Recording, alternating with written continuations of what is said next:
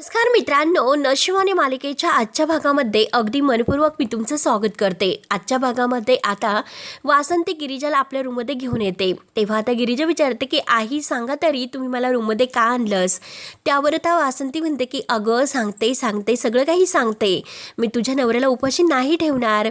म्हणून आता वासंती कपाटातून आता जे काही बॉक्स वगैरे आहे हारांचा दागिने आहे तर ते बाहेर काढते आणि हे बघ, मी सुद्धा तुझ्यासारखी जेव्हा लग्न करून या घरात आले होते तेव्हा माझ्या सासूबाईंनी मला ह्या 2 बांगड्या दिल्या होत्या आणि जेव्हा मला रुद्र झाला तेव्हाच मी ठरवलं होतं की ह्या बांगड्या मात्र मी माझ्या सोनीला देणार। आणि तेवढ्यात आता ते दागिन्यांचे बॉक्स घेताना मात्र आता जो अंकत आणि देवकीचा फोटो आहे तर तो फोटो मात्र आता त्या बॉक्स बरोबर येतो आणि तो फोटो मात्र आता वासंतीच्या हातातून खाली पडतो आणि तो नेमकं पडतो तर आता ह्या गिरिजाच्या पायाशी। तेव्हा आता गिरिजा बघत असते आणि तो फोटो पालथा पडलेला असतो।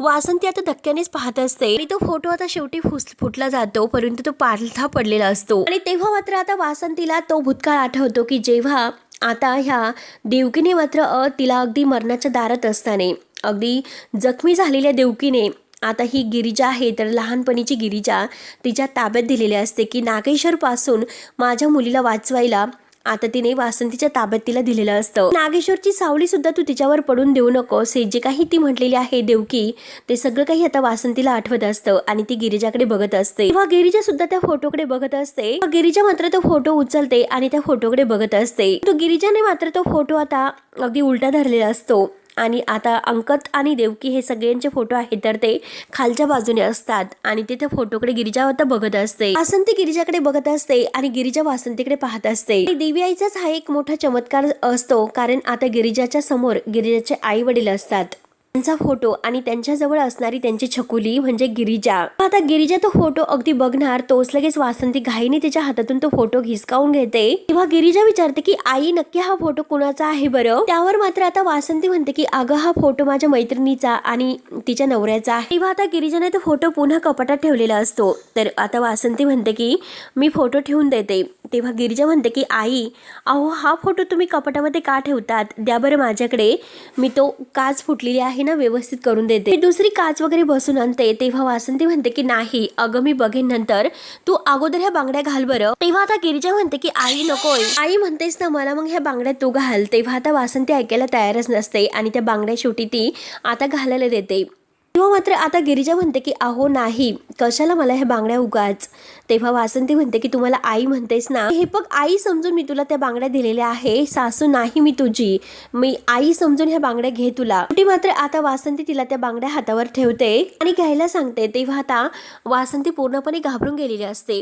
गिरिजा विचारते की आई तुम्ही ठीक तर आहात ना। तेव्हा मात्र आता वासंती म्हणते की हो आणि त्या बांगड्या तू हातामध्ये घाल बरं। आता गिरिजा त्या बांगड्याकडे बघत असते आणि दोघी आता एकमेकीकडे पाहत असतात। आता वासंतीला नक्की काय उत्तर द्यावं ते काही कळत नसतं, कारण आता वासंती तिच्यापासून हे सत्य लपवण्याचं ठरवते।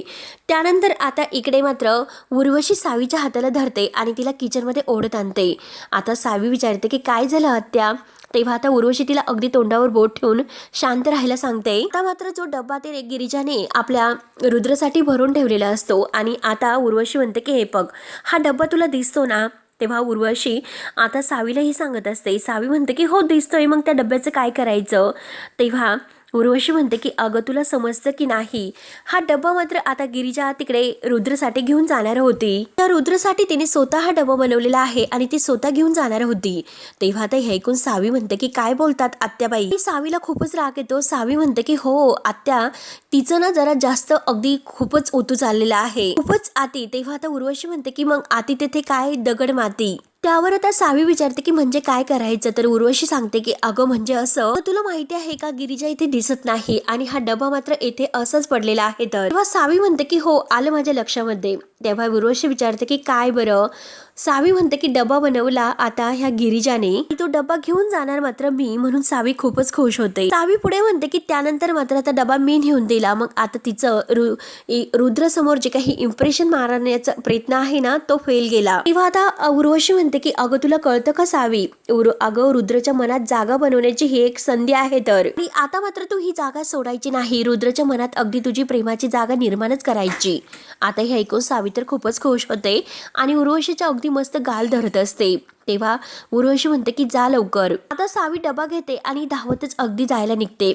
उर्वशीला खूपच आनंद होत असतो. आता उर्वशी मुद्दाम नाटक करायला घेते कारण गिरिजा तेथे आलेली असते आणि तिचं काहीतरी हरवलेलं आहे ती शोधत आहे असं गिरिजाला दाखवते. तेव्हा आता गिरिजा म्हणते की आत्ते सासूबाई ते मी डब्बा ठेवला होता तो बघितलास का तुम्ही? उर्वशी लगेच म्हणते की हो बघितला. आणि आता तो असा इथून अगदी चालत चालत गेला तर त्याला पाय फुटले. अगं तुला सुद्धा कसे काल पाय फुटले होते अगदी तसंच. आता गिरिजाच्या सर्व काही लक्षात येते. गिरिजा आता उर्वशीकडे पाहत असते आणि म्हणते की अच्छा डब्याला पाय फुटले का? तर मला माहिती आहे की पाय कुणाला फुटले असतील.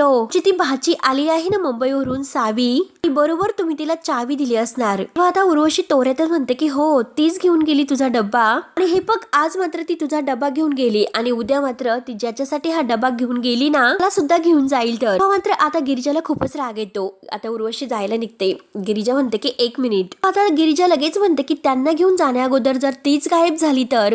आता उर्वशीला तर हे ऐकून घामच फुटतो आणि रागाने ती गिरिजाकडे बघत असते. आणि तेवढ्यात आता इकडे जो रुद्र आहे तर रुद्र आपल्या एनजीओ मध्ये काम करत असतो. त्याचं काहीतरी काम सुरू असतं आणि तेवढ्यात ते सावी त्याच्यासाठी डबा घेऊन येते आणि रुद्रला म्हणते की गुड आफ्टरनून रुद्र. तेव्हा आता रुद्र म्हणतो की गुड आफ्टरनून. आता श्रीमंत सुद्धा आता ह्या रुद्र सोबतच असतो. आता तो सुद्धा सावीकडे पाहतो. रुद्र आता सावीला विचारतो की सावी तू इकडे तू इकडे काय करतेस? तेव्हा आता सावी खुश होत म्हणते की अरे सरप्राईज. तेव्हा आता रुद्र विचारतो की बापरे आता कसलं सरप्राईज? तेव्हा सावी म्हणते की अरे रुद्र हे बघ मला माहिती होतं की तू कामात बिजी असेल, जेवणाचं काही तुझ्या लक्षात तर नसेलच. अरे म्हणून मी स्वतः तुझ्यासाठी डबा घेऊन आले. तर आता हे ऐकून रुद्र विचारतो की तू जेवण घेऊन आलीस का? तेव्हा आता सावी विचारते की का मी स्वयंपाक करू शकत नाही का? रुद्र म्हणतो की अगं तसं नाही कारण मी कधीही तुला स्वयंपाकघरात बघितलं नव्हतं विचारले पण इथे मात्र आम्ही सगळेजण. तेव्हा आता श्रीमंत लगेच म्हणतो की अरे असून दे मुलांना तुम्हाला माहिती आहे का आज मात्र आपल्या सगळ्यांच्यासाठी आता रुद्रदादाच्या घरून डब्बा आलेला आहे. तर त्यामुळे आपण मात्र सगळ्यांनी एकत्र बसायचं मस्त जेवण करायचं ठीक आहे. तेव्हा आता सगळी मुलं असं हो म्हणतात. सावीचा खूपच जळफळाट होतो. तेवढ्यात सावी म्हणते की हॅलो होल्ड डाऊन. आता ते राहायला सांगते आणि त्या सगळ्यांना म्हणते की हा डबा मात्र आता मी माझ्या रुद्रसाठी आणलेला आहे. तर तेव्हा आता रुद्रला खूप वाईट वाटतं आणि रुद्र आता सगळ्या मुलांकडे बघतो आणि सावीला म्हणतो की सावी अगं असं नसतं आणि सगळी मुलं आहे ना ते आम्ही एकत्र बसतो आणि सगळा काही डबा शेअर करत असतो आणि तो डबा इकडे दे. आणि आता तो रोहितला आवाज देतो आणि तो डबा घेऊन जायला सांगतो. सावीला खूपच राग येतो. सावी रागानेच पाहत असते. आता तो रुद्र आहे तिच्या हातातून डबा घेऊन रोहितच्या हातात देतो आणि सगळ्यांना शेअर करण्यासाठी सांगतो तोपर्यंत मी आलोच असे बोलून. मात्र आता सगळेजण मुलं एकत्र जेवायला बसतात. आता सावीला खूप राग आलेला असतो. सावी रागानेच पाहत असते. हो मात्र आता मुलं हे डबा उचकतात आणि प्रत्येक डब्यामध्ये आता कागद आणि काही दगड भरलेले असतात. तेव्हा आता सावी तर खूपच स्वतःला शहाणी समजत असते. आता गिरिजाने बरोबर तिला वठणीवर आणलेलं असतं आणि धडा तर शिकवलेलाच असतो. तेव्हा आता मुलं ही डबा उचकतात आणि म्हणतात की रुद्र दादा अहो डबा कसं खायचा यात सगळे काही दगड आणि कागद भरलेले आहे. तर आता हे ऐकून रुद्रला तर धक्का बसतोच परंतु सावीला तर जबर धक्का बसतो. पूर्णपणे सावी शॉक होते. तेव्हा मात्र आता काही डब्यात कापूस असतो. तेव्हा एक मुलगी म्हणते की अरे हे बघ या डब्यामध्ये कापूस आहे आता दगडासोबत कापूस खायचा आहे. तर आता दुसरा मुलगा म्हणतो की आता कागद आहे ना तो कापसाबरोबर खायचा. तेव्हा आता सगळेजण इतक्या हसतात तर रुद्र बघतच असतो. श्रीमंताला खूप हसायला येत असतं. श्रीमंत हसत असतो ते पण गालातल्या गालात सावीकडे बघत. आणि आता रुद्र लगेच उठतो आणि आता मात्र रुद्र तो बघतो डबा चेक करतो आणि सावीला विचारतो की सावी हे सर्व काय आहे? आता सावी तर अगदी आश्चर्यचकितच होते. तिला धक्काच बसलेला असतो. हे कसं शक्य आहे ती स्वतःलाच विचारते की हे कसं शक्य आहे असं कसं झालं असेल? कापूस दगड आणि कागद ह्या डब्यामध्ये असूच कसे शकतात? हे बघा मला खरंच कळत नाही की हे सर्व मी नाही केलेलं. मी तर असे ती करत असते. आणि तेवढ्यात गिरिजा दारात येते आणि गिरिजा म्हणते की हो मी तर आयता डबा घेऊन आले होते असं आता गिरिजाला बोलायला सांगते. आता मात्र रुद्र गिरिजाला पाहतो आणि तिच्याकडे बघून हसतो. त्याला खूप आनंद होतो. गिरिजा आता सावीला म्हणत असते की अगं तू तर डबा नीट व्यवस्थित चेक सुद्धा केला नाही आणि लगेच आता तू डबा तर अगदी घेऊन आलीस. गिरिजाने आणखीन खूप मोठा डबा आणलेला असतो. तेव्हा आता रुद्र गिरिजाला म्हणतो की गिरिजा तुम्ही इथे. गिरिजाने अगदी पूर्ण मुलांसाठी सगळ्यांच्यासाठी तो डबा आणलेला असतो. रुद्र तिच्या हातातून घेतो.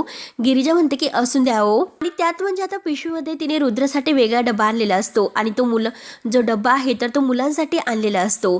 म्हणून ती आता अगदी दाखवते की हे डबा तुमच्यासाठी आणि तो मुलांसाठी. आता सावी लगेच आता सगळ्यांच्या समोर गिरिजाला विचारते की मला एक गोष्ट सांग 1 मिनिट.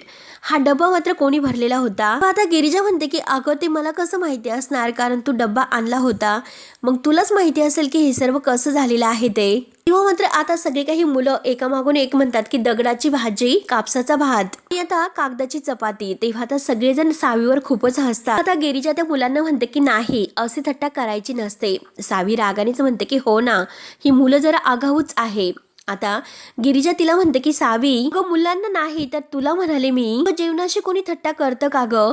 श्रीमंताला तर खूप हसू येत असतं, तो खाली मान घालून हसत असतो. आता सावीला खूपच राग येतो. सावी लगेच आता गिरिजाला सगळ्यांच्या समोर धमकावते, तुला तर बघूनच घेते मी. आणि आता गिरिजा ही म्हणते की जाऊन दे हे सर्व, श्रीमंत दादा चला बसा बरं, तुम्हाला भूक लागली असेल. तेव्हा आता गिरिजा असं म्हटल्यानंतर श्रीमंत लगेच खुश होऊन म्हणतो की हो हो, मला तर केव्हाची भूक लागलेली आहे, केव्हाची मी वाट बघतोय. आणि काय वहिनी, श्रीमंत दादासाठी वेगळा स्पेशल डबा आणलेला आहे. तर मात्र आता गिरिजा म्हणते की नाही हो दादा, मी सगळ्यांसाठी स्पेशल नाही, म्हणजे त्यांच्यासाठी नाही, सगळ्यांसाठी एकच जेवण आणलेलं आहे. तर मात्र आता रुद्र म्हणतो की बघितलं ना मी, सगळ्यांसाठी स्पेशल डबा घेऊन आला, तर काय आहे वहिनी हो त्यात स्पेशल असं, म्हणून तो गिरिजाची मुद्दाम उडवतो. तेव्हा आता रुद्र म्हणतो की श्रीमंत, भूक लागली ना तुला, जेवायचं आहे ना? तर श्रीमंत हो हो असं करतो आणि जेवूयात, चला आपण एकत्र जेवूयात. तेव्हा आता गिरिजा म्हणते की रुद्र तुम्ही बसा, मी तुम्हाला जेवायला वाढते. तेव्हा आता रुद्र म्हणतो की अहो वाढायचं कशाला, एकत्र बसूयात आपण सगळेजण. गिरिजा म्हणते की बसा हो वाढते मी. आणि आता मात्र गिरिजा म्हणते की चला तर सगळ्यांनी सुरुवात करा. तेव्हा आता सगळेजण जेवायला बसतात. तर गिरिजा आता जो काही रुद्रसाठी डबा आणलेला आहे तो डबा खोलते. तेवढ्यात सावी मात्र आता गिरिजा जवळ येते आणि म्हणते की हो, चांगलंच माझ्या लक्षात आलेलं आहे, आता तू हे सगळं काही मुद्दामून केलं, मुद्दामून त्या डब्यामध्ये तू सगळे दगड वगैरे भरलेत ना? तेव्हा गिरिजा म्हणते की काय बोलते सावी, मी कशाला करेन हे सर्व, मला काही स्वप्न पडलं होतं का तू इथे येणार आहेस म्हणून? सावी म्हणते की अगं मग कसं, त्या डब्यामध्ये दगड गोंडे आहे तर ते मी भरून आणेल का स्वतः? तेव्हा आता सावी असं म्हटल्यानंतर गिरिजा तिला विचारते की अगं मग तू काय भरलं असतं बरं? अगं आज किचन मध्ये कुठली भाजी केलेली आहे हे तरी तुला माहिती आहे का? बरं ते सगळं सोडून दे, परंतु स्वयंपाकघरात कधीतरी पाय ठेवलास का? आली का तू कधी स्वयंपाकघरामध्ये? काय तर म्हणत होती की मी डबा भरला, मी स्वयंपाक केला, कशाला खोटं बोलत होतीस? आता सावीला खूपच राग येतो. सावी लगेच आता गिरिजाला म्हणते की हो, तुला बघूनच घेईल मी, नीट बघ. आता सावी गिरिजा म्हणते की हे बघ, माझ्यामध्ये आणि रुद्रमध्ये येण्याचा प्रयत्न जरी केला ना तर माझ्या इतकं वाईट कोणी नसेल. तुला दाखवूनच देईल की गिरिजा सुद्धा काय चीज आहे. आणि जर तुला स्वतःचे दात पाडून घ्यायचे नसेल तर तू एक काम कर बरं, त्या घरातून कायमची निघून जा. तेव्हा मात्र आता सावी चुटक्या वाजवते आणि म्हणते की त्या घरातून मी नाही तर तू कायमची निघून जाणार आहे, असं त्या गिरिजाला उत्तर देते. ती बोट तिच्यावर रोखून. तेव्हा आता गिरिजा सुद्धा काही तिला घाबरत नसते.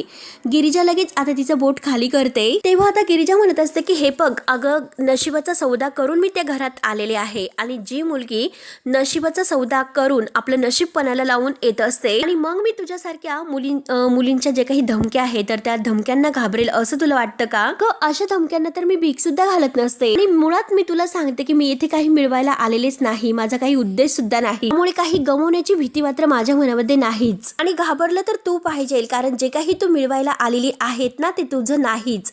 ज्याच्यावर हक्क गाजवते ते तुझं काहीच नाही. आणि तो हक्क, तो जे काही अधिकार आहे तो हक्क मी कधीही तुला मिळून देणार नाही. रागाने मात्र आता गिरिजा सावीकडे पाहत असते आणि मात्र तिला काही घाबरत नाही. आणि आता रुद्र, श्रीमंत सगळेजण आता मुलांसोबत एकत्र जेवायला बसतात.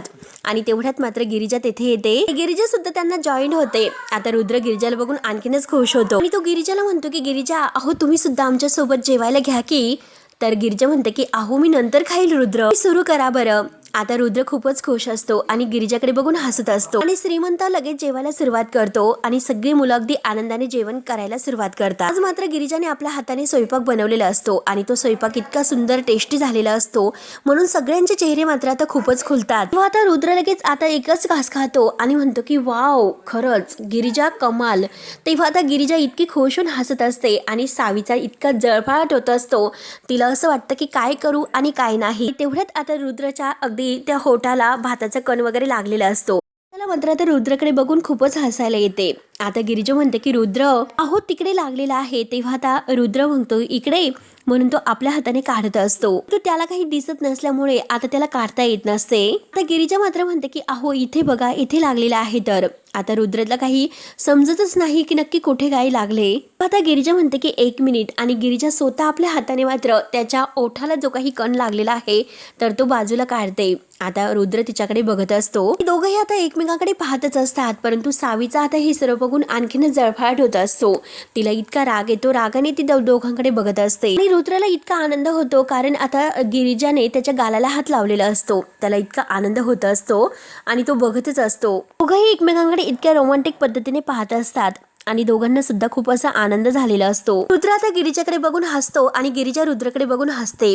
सावी आता अगदी रागाने पाहत असते. आता रुद्र हसतच असतो तर गिरिजा आता लाजते आणि खाली पाहत असते. त्यानंतर आता इकडे सावी घरी येते आणि सावी सर्व काही आता घरी येऊन आता ह्या नागेश्वर आणि उर्वशी या दोघांना सांगते की तिने माझा पचका केलेला आहे. गिरिजाने मात्र एनजीओच्या सगळ्या काही मुलांसमोर माझा अपमान केलेला आहे. तर मला असं वाटत होतं, असं माझं अवस्था झाली होती की एखादा दगड तेथील उचलावा आणि तिच्या डोक्यात घालावा म्हणून. नागेश्वर हे सर्व ऐकतो आणि सावीला म्हणतो की घालायचं होता ना मग, कारण तेवढंच आमचं काम हलकं झालं नसतं का. किंवा मात्र सावी म्हणते की मग मी जेलमध्ये गेले असते तर. तेव्हा नागेश्वर म्हणतो की तेव्हा काय करायचं आहे ते आम्ही बघितलं असतं आणि जेलच्या बाहेर तुम्हाला काढले असते. आता हे सर्व ऐकून उर्वशी म्हणते की दादासाहेब तुमची लाडकी सून आहे ना, तिने आता हातपाय पसरायला सुरुवात केलेली आहे. तेव्हा आता नागेश्वर म्हणतो की ऐकलं आम्ही. तर उर्वशी म्हणते की तुम्ही काही करणार आहात की नाही, रोज तिच्या सुरात कथा ऐकणार आहेत का. तुमच्यावर जादू करून मात्र ऑलरेडी ती या घरात शिरलेली आहे हे लक्षात घ्या. आणि आता मात्र ती रुद्रच्या मनात शिरायला पाहते आणि रुद्राचं जे काही आपण एकंदरीत वागणं बघतो ना, तर तिला फार काही करावं लागणार नाही, कारण रुद्र तिच्या प्रेमात आहे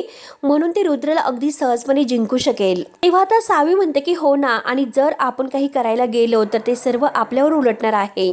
आता हे सर्व ऐकून नागेश्वर म्हणतो की कारण तुम्ही दोघींनी मात्र तिला खूप हलक्यात घेतलेलं आहे. ही तुमची चूक झाली तर या घरामध्ये तिचे 3 शत्रू असताना मात्र तिने पुन्हा या घरामध्ये पाऊल ठेवून येण्याचं धाडस केलं, तर त्यामुळे मात्र ती असे तसे हार नाही मानणार. आणि तुम्ही दोघींनी सुद्धा इथून पुढे एक गोष्ट लक्षात ठेवायची, इथून पुढे मात्र ती चिरंजीवांचा ढाल म्हणून वापर करणार आहे हे लक्षात ठेवायचं. आपण सगळ्यात अगोदर काय करायचं की तिचं हे धाडस मात्र चेचून काढायचं. एकदा की आपण तिचं ते धाडस आहे ना ते एकदा जर चेचलं तर मग तिच्यावर घाव घालायचे, म्हणजे ती अगदी वर डोकं करून बघणार नाही. तिचा आता जीव घ्यायचा, काही झाले तरी मी तिचा जीव घेणार म्हणजे घेणारच. आता सावी आणि उर्वशी हे सर्व ऐकत असते. सावीला तर फारच आनंद होत असतो. तेव्हा मात्र आता उर्वशी विचारते की दादासाहेब अहो हे जे काही तुम्ही म्हणतात ते सर्व करणार कोण आहे. त्यावर त्या नागेश्वर तिला म्हणतो की हे बघा तुमचं आता बोलणं वगैरे झालं असेल ना, मग आता तिला सावरायला, तिला कायमचं आता या जगातून उठवायला तिला आता काहीतरी प्लॅन तर करावाच लागेल. आणि तिच्या नसा आवडण्यासाठी मात्र आता ह्या नागालाच फणा काढावा लागणार आहे. म्हणून आता नागाने मात्र गिरिजाला अगदी घाबरवत तो काहीतरी करण्याचं ठरवतो. आणि शेवटी आता उर्वशी आणि सावी मात्र आता नागेश्वरची साथ देत असतात, परंतु त्याबद्दल मात्र तो काही त्यांना सांगत नाही. तेव्हा आता मित्रांनो शेवटी हा भाग येथे संपतो. पुढील भागामध्ये आता रुद्र मात्र आता आपल्या एनजीओमध्ये असतो आणि सावी मुद्दाम तेथे येते आणि रुद्रच्या बरोबर डान्स करत असते, त्याला मिठीत वगैरे घेऊन, आणि मुद्दाम ती आता गिरिजाला हे दाखवण्यासाठी करत असते.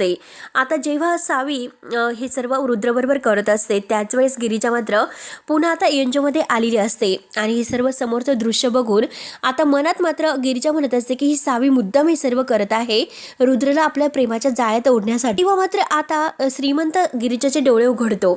श्रीमंत मात्र गिरिजाला म्हणतो की हे बघ ही सावी खूप डेंजर आहे आणि ती जर आता रुद्रला आपल्या तालावर अशीच नाचत राहिली तर गिरिजे तुझं मात्र पुढे खूप डेंजर आहे लक्षात ठेव. तेव्हा मात्र आता गिरिजा रागाने सावीकडे पाहत असते आणि सावीने आता रुद्रला आपल्या मिठीत घेतलेलं असतं.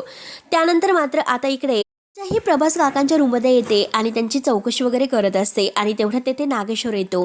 नागेश्वर आता गिरिजाला धमकावतो की 6 महिन्यानंतर मात्र जही नशीब आहे ना शेवटी ते वरपडणार आणि तुला मात्र अगदी चिमटीत पकडून तुला बाहेर फेकून देणार कायमचं. आता गिरिजा मात्र आता ह्या नागेश्वरकडे बघून हसत असते आणि त्याला सुद्धा ती धमकावते. नाही या 6 महिन्यामध्ये मात्र हा जो काही मुखवटा आहे ना नागेश्वरचा तर तो सगळ्यांच्या बाहेर काढून मी फेकून दिला नाही तर त्याच्या ठिकड्या केल्या तर मी सुद्धा माझं नाव गिरिजा नाही सांगणार. तेव्हा मात्र आता नागेश्वर लगेच सुभानरावांना गिरिजाला मारण्याची सुपारी देतो आणि तुम्हाला हे काम आज जमणार आहे की नाही असं विचारतो. तेव्हा आता सुभानराव म्हणतो की हो फक्त आजची रात्र मात्र त्या गिरिजाच्या आयुष्यातील ही शेवटची रात्र असेल. म्हणून आता सुभानराव नागेश्वरने सांगितलेलं काम करतो. जो काही नाग आहे तर तो नाग मात्र टोपलीमध्ये घेऊन येतो आणि गिरिजाच्या रूममध्ये तो नाग सोडतो. गिरिजा मात्र आता ती झोपेत असते आणि जेव्हा ती नाग तिच्या जवळ येतो तेव्हा आता गिरिजाला अचानक जाग येते आणि गिरिजा मात्र नागाला समोर पाहते तर गिरिजाला खूप मोठा धक्का बसतो. तेव्हा आता मित्रांनो, नाग हा फणा काढून गिरिजावर अगदी उगारलेला असतो आणि आता गिरिजा नागाच्या ताब्यातून आपला जीव कसा वाचवते आणि ह्या नागेश्वरला कसा धडा शिकवते बघण्यासाठी मात्र आपल्या चॅनलला नक्की सबस्क्राईब करत राहा. धन्यवाद.